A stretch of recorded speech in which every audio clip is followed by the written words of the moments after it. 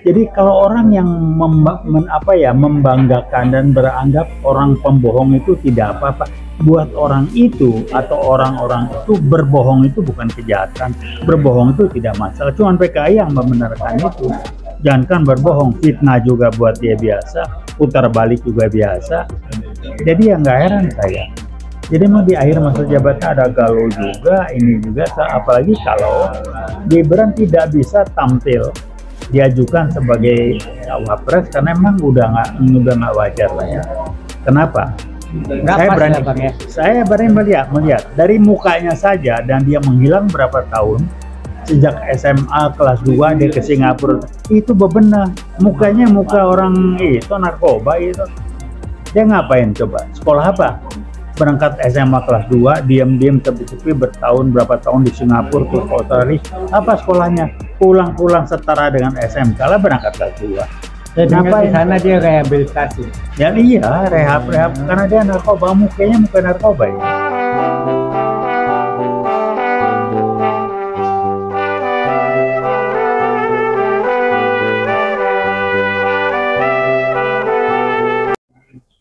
Ya. Assalamualaikum warahmatullahi wabarakatuh. Waalaikumsalam warahmatullahi wabarakatuh. Kami hadir kembali bersama Anda.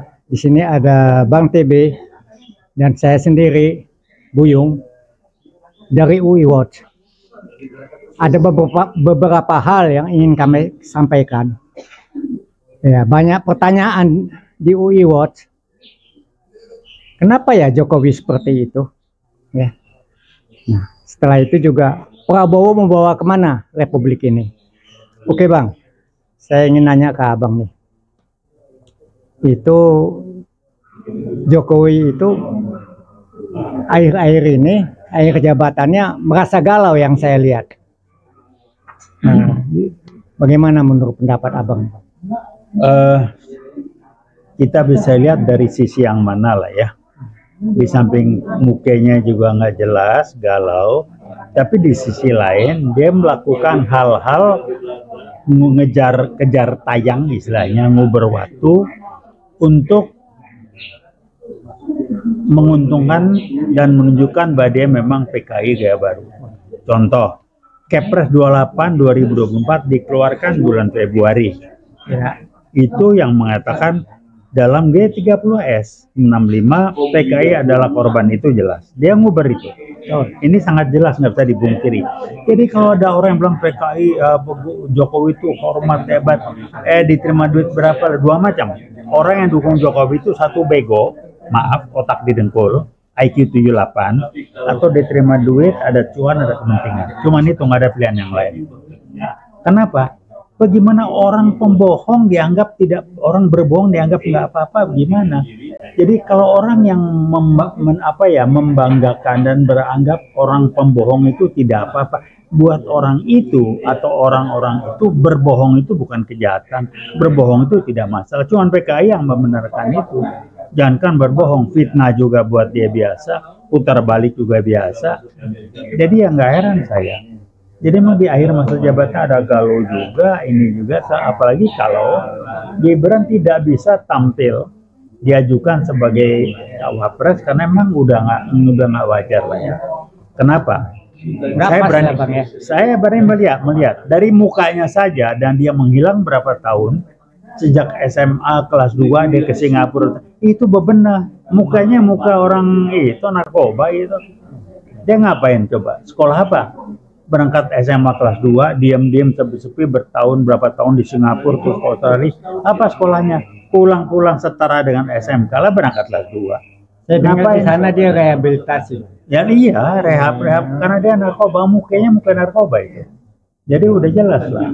Jadi kenapa dia begitu? Bapaknya juga tukang bohong, anaknya tukang bohong. Jadi kalau guyonannya berbohong itu menurun, seperti halnya kebodohan itu menurun. IQ jadi 78 rata-rata bangsa ini, karena IQ presiden juga sekitar segitu. Mau diapain? Ini contoh lagi ya, gobloknya dia berbohong, dia itu dengan bangga IKN jadi ibu kota. Begitu dia tahu nggak akan berhasil, dan saya di satu podcast sudah nggak akan bener itu. Tapi dia minta maaf, Bang. Minta maaf, ngomong apa? Saya minta maaf kalau ada salah. Kalau ada salah, itu minta maaf basa-basi. Kalau orang minta maaf tuh, saya minta maaf atas apa yang saya lakukan. Sebutin kesalahannya. Ini enggak. Kalau saya ada salah, kalau itu mah minta maaf basa-basi. Bohong dia nggak bilang. Saya minta maaf karena saya sering kali berbohong, itu sebutin, baru saya respect. Buat dia enggak, kalau saya salah, kalau itu minta maaf basa-basi, kayak orang kondangan ngasih sambutan, terima kasih kehadirannya, kalau kami ada kekurangan, mohon itu minta maaf. Tapi kemarin Bang, itu Habib Rizik CS itu ke pengadilan menuntut salah satunya kebohongannya dia. Iya, harus dituntut itu. Harus dituntut Bang ya? Harus, itu nipu. Jadi nipu. Saya yakinnya dia tidak punya ijazah. Yang palsu itu karena dia nggak punya. Tunjukin aslinya. Jadi dia tidak pernah lulus kuliah di UGM. Kalau benar pernah kuliah. Tapi UGM sebagai salah satu universitas terkenal di Indonesia kok nggak mau nunjukin lah. Iya, emang nggak ada ijazahnya, apa mau ditunjukin? Kalau ditanya kenapa rektornya kayaknya ayo, ya diancam sama Pratikno tuh, ya dia kan dari UGM. Kalau nggak nurut tuh mau kasih proyek lagi, lu nggak ini lagi. Ini masalah proyek. Udahlah, bantuan apa segala macam, paham gua. Jadi kalau Jokowi itu Pratikno di kerangkeng, bertanggung jawab, banyak yang akan kena. Banyak yang masuk. Banyak. Itu termasuk si Nadiem, Menteri Agama, yang rusak itu mesti dibenahin habis. Jadi banyak mesti kita kerjain. Oke Bang, Prabowo itu pernah kemarin saya baca di YouTube, dia ingin hukum itu ditegakkan dan dia akan memberantas korupsi. Yakin Bang? Sejauh yang saya kenal beliau, dia memang begitu. Saya kalau udah bicara korupsi, saya berani sampai sekarang mengatakan Prabowo tidak ada urusan, dia akan berantas habis. Dia dari dulu clean kok, begitu-gitu nggak ada tuh. Saya tahu betul dan dia keras, nggak ada sejarah ada korupsi segala macam. Jadi kita lihat nanti, tapi saya meyakini dan Gibran selesai itu, nanti akan ada kejadian peristiwa Jokowi pun akan dikerangkeng karena ada korupsi. Yakin Abang kalau Gibran akan selesai? Yakin. Itu harapan kita Bang. Bukan harapan, itu harus jadi kenyataan. Orang korupsi didiamin. Dari mana? Itu korupsi kan kebongkar kan. Anaknya bisa pakai jet ini, ternyata main di nikel, main di ini, di medsos kan kebuka, setoran dari sawit apa gimana? Mau beli bangun rutan, udahlah. Oke Bang, saya pengen tanya juga, apa pesan Abang buat presiden kita yang akan datang Bang? Apa harapan Abang? Gampang lah. Harapannya adalah tampillah dengan perilaku yang menggambarkan bagian dari perilaku sehari-hari, yang menggambarkan, kalau bahasanya pesantren itu, perilaku yang sidik, jujur, adil, amanah, kedua perilaku yang amanah. Kalau sekarang kan ya bukan, kalau dapat jabatan lebih sibuk dengan hak, tapi kewajiban amanah, kewajiban dulu Bang. Sidik, amanah. Ini yang basisnya SQ ditambah istiqomah, konsisten. Ini nggak ada sekolahnya tiga ini, dan Prabowo mestinya punya ini. Kalau Fatona berilmu itu mau bisa belajar, itu urusannya Aik, itu mau baca buku, dan Prabowo rajin baca buku, saya tahu. Terus berkomunikasi sama orang itu bisa dipelajari, ada sekolah. Tapi yang tiga tadi itu nggak ada sekolahnya, dan itu sangat tergantung pada orang yang mau nggak debat. Itu urusannya SQ yang tiga tadi. Yang dua itu urusannya IQ. IQ learnable and teachable, SQ learnable but not teachable. Dapat dipelajari tapi tidak dapat diajarkan. Orang bisa ngerti tapi belum tuh dan nempel di kepalanya. Jadi harapan kita yang paling nggak minimal sekali. Kalau Prabowo ini diganyang tuh yang korupsi segala macam, tanggung jawab lah. Banyak menteri yang kena. Apa nih unek-unek Abang nih yang selama ini saya lihat Abang tampil ikut aksi, padahal Abang udah tua loh Bang. Ya gini, ini bukan soal unek-unek, ini kewajiban, tanggung jawab. apa yang bisa saya lakukan yang beri manfaat pada masyarakat, bangsa dan negara adalah hanya lewat podcast ini saya beritahukan nih loh, Jokowi ini PKI gaya baru, ini buktinya, ini contohnya, dia tuh nggak jujur, ini itu yang saya beritahukan. Terus saya dapat apa? Nggak dapat apa-apa. Saya melaksanakan keyakinan dan nilai-nilai hidup saya yang tergambarkan dalam bentuk veritas, kebenaran, probabilitas, kejujuran, dan justisia keadilan. Uyot jadi pegangannya. Itu aja pegang. Lalu dapat apa sih? Siapa yang bayarin kita? Enggak ada.